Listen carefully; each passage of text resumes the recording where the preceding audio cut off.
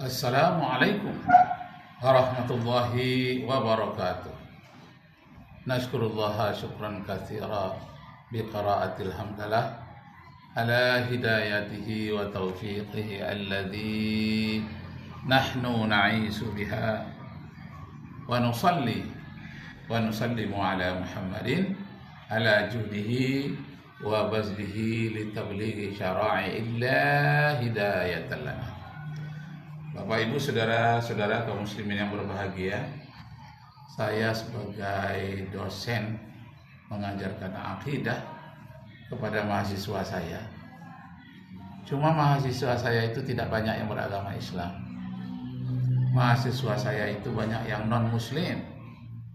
Maka saya tidak memperkenalkan istilah wujud dan baqo, tidak saya perkenalkan.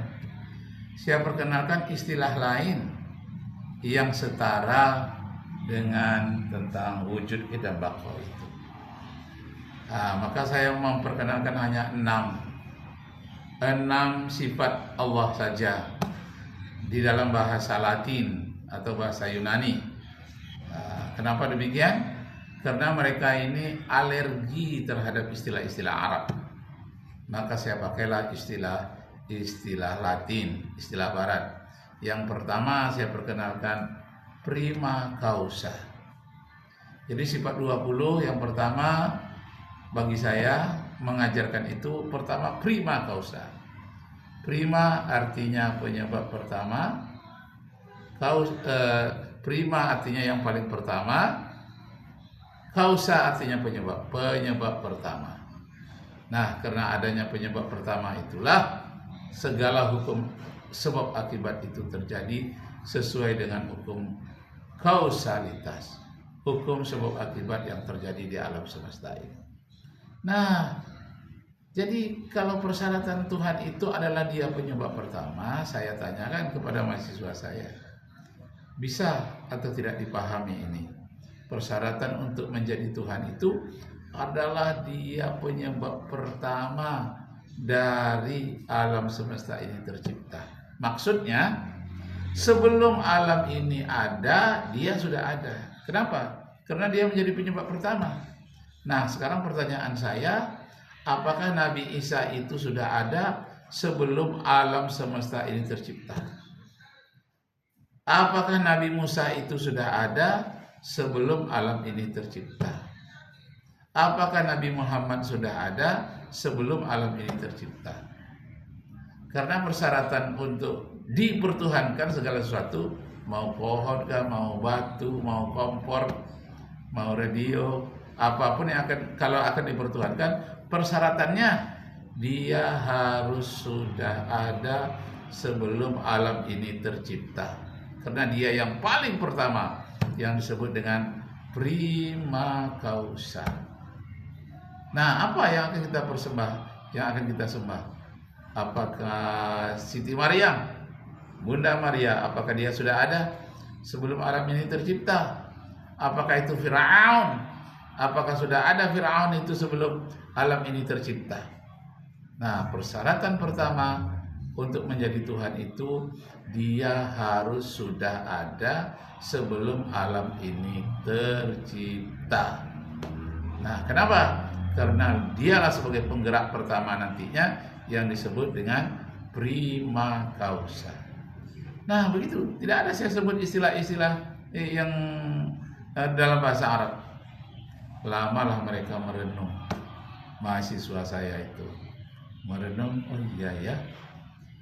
Untuk menjadi Tuhan itu, yang namanya Tuhan tentu dia sudah ada, senantiasa ada sebelum alam tercipta. Kenapa? Karena dia yang akan menciptakan alam semesta ini. Sebelum aras itu ada, sebelum kursi ada, sebelum Lauh Mahfuz ada, sebelum malaikat, jin, apalagi manusia sebelum ada. Dia sudah ada. Kita tahu bahwa bumi ini saja umurnya bumi ini sudah berumur 5 miliar tahun. Bumi ini sudah berumur 4,6 miliar tahun semenjak terpisah dari matahari. Nah, kalau dihubungkan dengan ayat Al-Quran, Tapi saya untuk mahasiswa non-muslim, saya tidak menghubungkan dengan ayat Al-Quran. Saya menghubungkan dengan ilmu astronomi.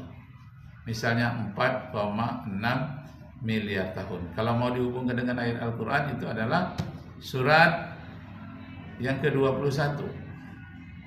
Surat Al-Anbiya ayat 30. Nah, tapi saya tidak hubungkan dengan Al-Quran, saya hubungkan dengan ilmu astronomi. Semenjak terjadinya apa yang disebut dengan terpisahnya matahari, bumi dari matahari, itu dari adanya satu komet yang menggelinding, dia berputar dengan matahari, menggeser matahari, yang disebut dengan komet Nemesis. Nah, komet Nemesis inilah yang menggelinding ke matahari, bergumul, sehingga ada bagian-bagian dari matahari yang terlepas.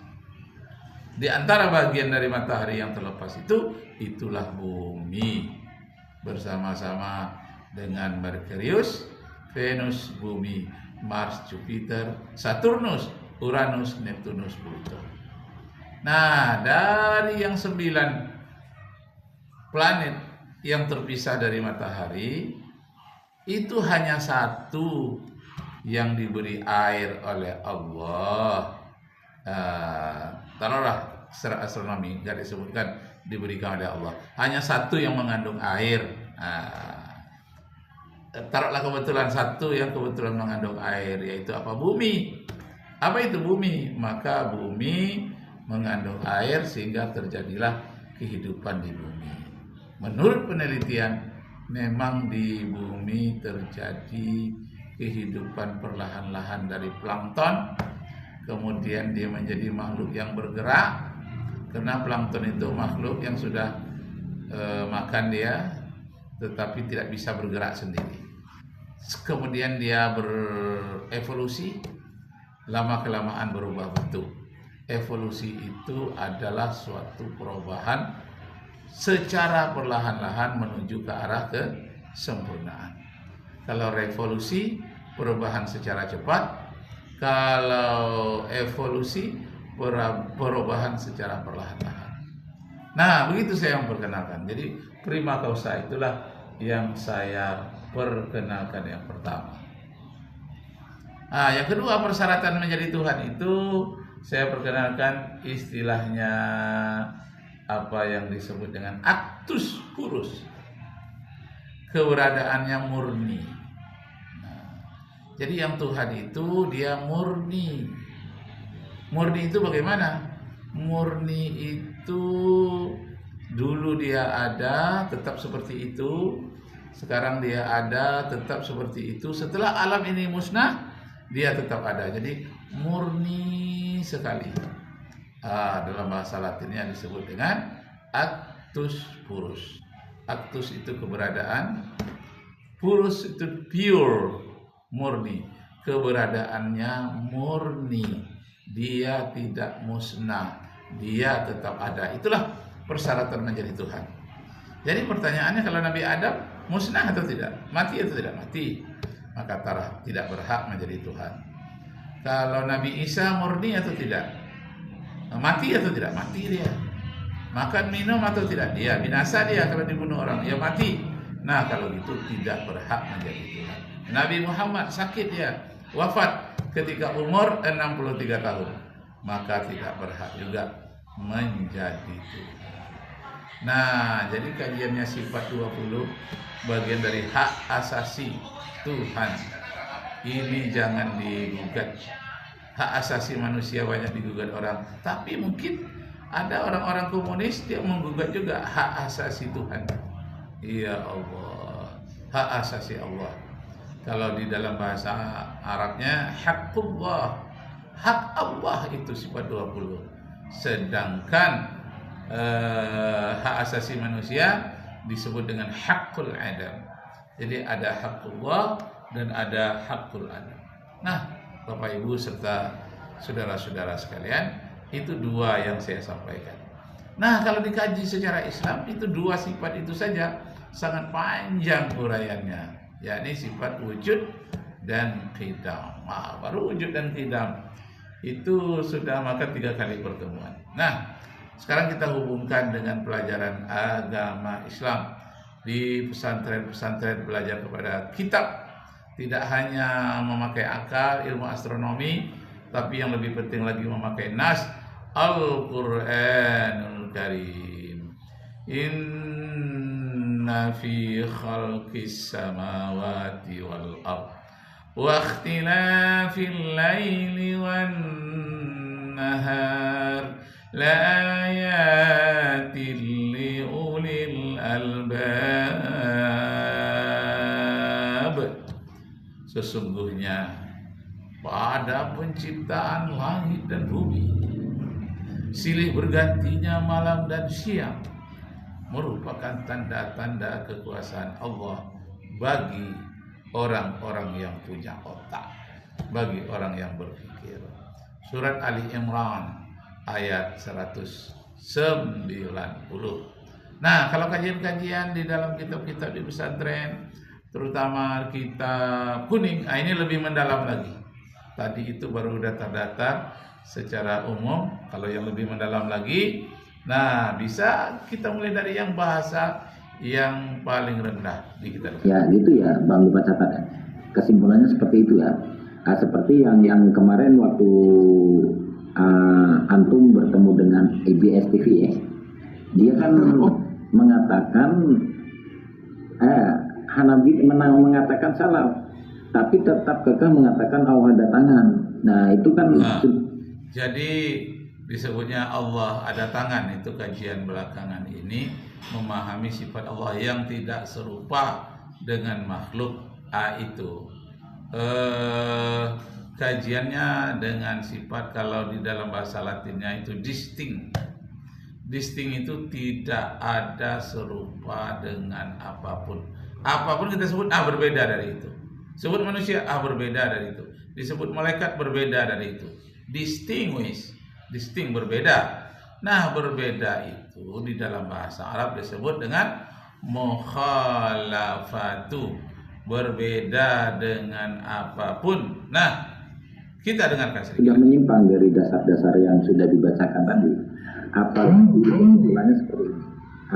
Seandainya kan kita itu bila dikatakan bahwa Ahlussunnah wal Jamaah itu siapa, maka Ahlussunnah wal Jamaah kalau di akhir zaman itu ciri-cirinya ya ada di Asy'ariyah Maturidiyah. Nah, ada pihak yang tidak terima, harus kita masukkan Asy'ariyah Ahlul Asar, yaitu dari golongan Hanabilah. Maka di situ harus ditafsir, karena yang mengaku Hanabilah ini banyak yang kafir, kan seperti itu ya istilahnya. Jadi tidak semudah itu memasukkan Asy'ariyah untuk ke Ahlussunnah wal Jamaah, karena mereka juga terbagi menjadi dua. Ada yang betul-betul taksim, ada yang betul-betul murni memang tafwid ya. Seperti ada saya kawan saya di TikTok ini namanya Abdul Malik. Nah itu betul-betul Asy'ariyah. Pada ayat-ayat khobariyah mereka tidak mau memaknai, ya tafwid, jalankan apa adanya. Nah gitu.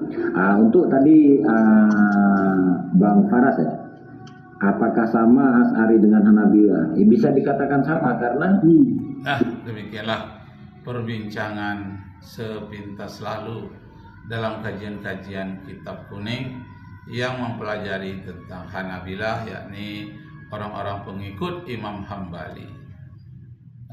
Ada pengikut Imam Syafi'i. Tapi dalam kajian akidah ini yang terkenal adalah Al-Asy'ari, Abu Hasan Al-Asy'ari. Nah, Abu Hasan Al-Asy'ari ini yang merumuskan sifat 20. 20 itu bukan sifat Allah cuma 20, tapi 20 kunci-kunci untuk berhadapan, berargumentasi dengan orang yang punya logika, misalnya orang-orang ahli filsafat.